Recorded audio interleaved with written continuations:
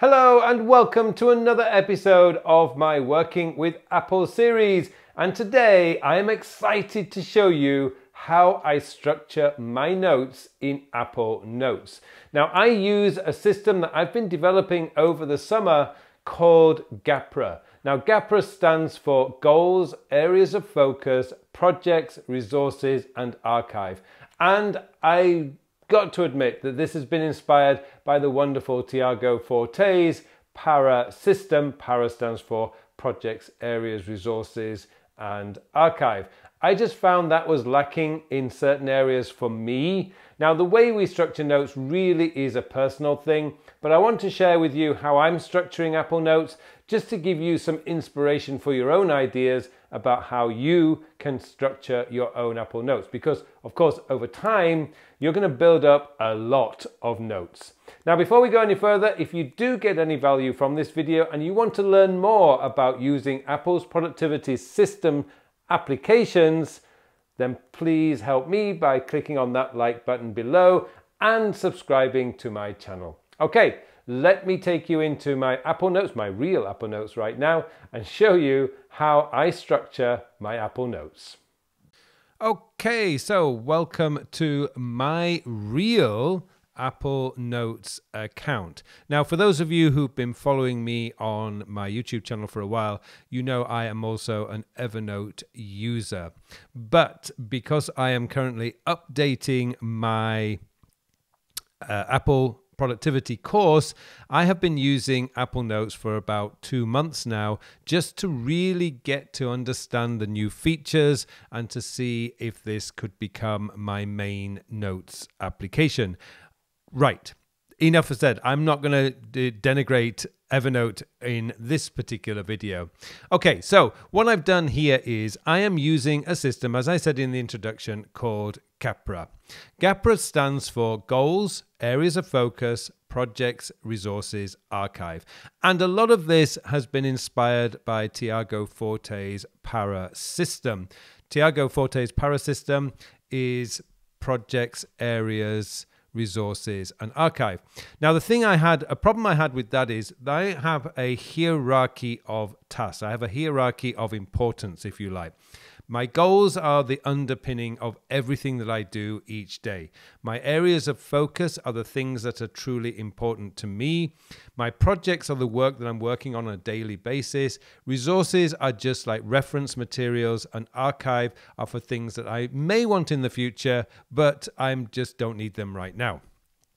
So this shared, by the way, is something I created just because my mother needs to be able to access my address, and we share that note. And also I quite like the idea of having any shared notes separated so I know what I'm sharing very quickly. But that's not really part of GAPRA. I could actually put that folder, and I should do actually, into my resources. By the way, all I have to do is just move that there, and now that's inside my resources. So let's clean that up. There you go. So right, let's look at this. What I've got here is, let me go into my projects, because way I've done this is we'll do this. Goals just make sense. I haven't developed my goals too much in here because 2022 is just around the corner. I will be doing that later in December. But let's look at areas of focus. Areas of focus right here. I have the 8 areas of focus that I've developed, which are family and relationships, business development, or that would be, if you're an employee, that would be your career, finances, health and fitness, personal development, lifestyle and experiences, spirituality and purpose. Now, as you can see, I haven't got everything in here yet because all of this is actually in Evernote. I haven't transferred it over because I'm not really working on these right now. But I do have everything related to these 8 areas of focus. Now, you may find if you do set it up like this that some of these areas will not have a note in it. That's okay. You don't have to put a note into them straight away. You can do this later. Something like family and relationships, you can see here, I've got nothing in there, but what I will probably be doing over the coming months is adding things like, for example, Christmas present list. That's going to go in there because I'm likely, hopefully, traveling to visit my family in Ireland next month in December, and I will have to start thinking about what to buy them for Christmas. So I'm going to be adding a Christmas list in there. There are all sorts of things that I can add. I'm not a particularly spiritual person, so I don't have much in there, but I do have an interest in spirituality, and my purpose in life, actually, that is in Evernote at the moment, and I will bring that across. And then we've got things like my projects. Now, I mix personal and business projects together. I don't like separating them out because life is life, and part of life is my work and part of life is my personal life, but it is life. So I have all my current active projects in here.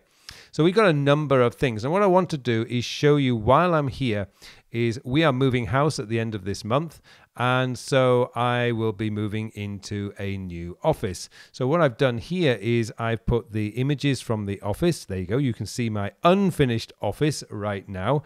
This is all in here. This helps me to have a reference point, particularly this image here, because this is where my desk is going to go. I've got the terrace behind me there, so I've got the light coming in. And I've got an area for TV and an area for a sofa there. So hopefully that will give me a little bit of sound deadening so I don't have all that echo. I also have a purpose-built studio. Well, purpose-built. I have a room for a studio, which is right here.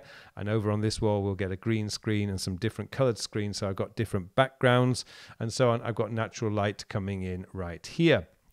So this is a project that I'm working on right now, and as you can see down here, I've got a few different ideas that I would like to add into that one. Now, this is the house move. It's not just the office, so I've got the images for our house, which is also we're moving to, so that's all there. So these things are right here, and this is all my current projects. And then going down further, I've got my resources. Now, resources is always going to be a personal thing. You're not going to mirror anything like what I have. These are just the things that I have, but you put things in, like I'm taking like online courses that I'm taking, my own existing online courses that I'm not currently working on. Suppliers is an interesting one because this is where these days we buy things online. So I have where I get my socks from, where I get other clothing from, jeans, my Yorkshire tea, which is very, very important, where I get my t-shirts from, which is a company called Sunspell, and my bags. If I ever need a new bag or anything, I will get it from SF Bags in California. But it's great to have these here because I've got quick one-link access to getting to where I want to go. And this is really also a great place to show you how I can use tags. So we've got here, the folder is called suppliers, and I've got tags for clothing. So that separates out clothing. Yorkshire tea, I haven't actually put in a tag yet, but I probably will. I haven't done for bags, but I have done for my clothing. And as you can see down here, if I just close, well, I'll leave this open. What the key thing here is to make sure that any of your tags do not mirror your folders, because what's the point of having a tag that's also the same as a folder? So your tags need to be different. It's a way of actually filtering down. So this list here, my suppliers list over the coming months and years, is going to fill up. I'm going to get new suppliers for different things. So I will actually separate these out. I've already begun with clothing. Another one that I would strongly recommend you use, and I would love to show you, but there's too much private information in here, is something called anchor notes. Now, your anchor notes is where you store important information. Now, the security on Apple Notes is top-notch. It's very good. And if you are overly concerned about a particular note with, say, your banking information or other information you just do not want to risk in the big World Wide Web, then you can actually use lock the note. As you can see here, I've got the option of locking this note if I wish. And, I may do that. I may not do that. But I can go into here and lock it. For some reason, it's not allowing me to lock it right now. But you can lock your notes. And going down further here, so I have things like my addresses, because that's part of my anchor notes. I also have links, because this might be links to websites that I frequently go to. So there's a way that's one of the way I use my my resources. And then finally, I've got archive. Archive is where I put meeting notes, miscellaneous notes, YouTube videos lists, which I always have my breakdown of my YouTube videos will always come in.